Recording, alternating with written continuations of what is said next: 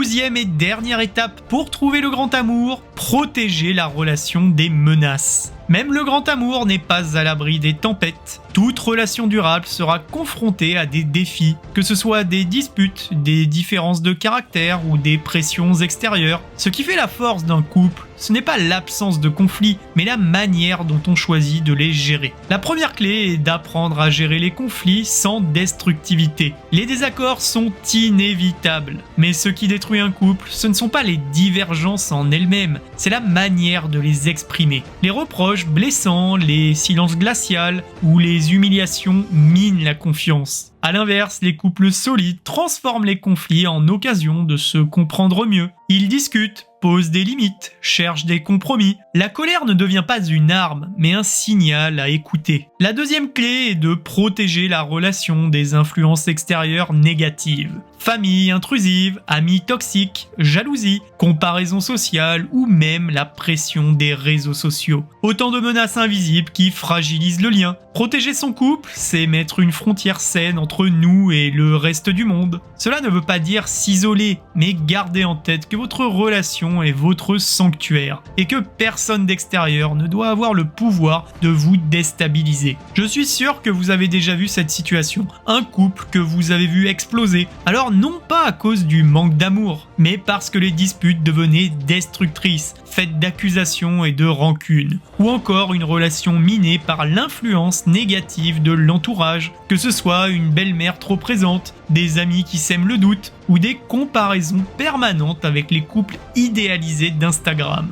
A l'inverse, vous avez sûrement dû croiser un couple qui, même au cœur d'une crise, reste soudé et uni face aux pressions extérieures. Ces couples ne sont pas épargnés par les menaces, mais ils savent protéger leurs liens comme on protège un feu précieux du vent. Le grand amour, c'est une force, mais il reste fragile, il n'est pas protégé. Gérer les conflits avec respect et préserver la relation des intrusions extérieures, c'est bâtir une bulle solide où l'amour peut continuer de grandir. Et vous, allez-vous trouver le grand amour ? Êtes-vous prêt à devenir la meilleure version de vous-même pour qu'il ait envie de vous trouver ?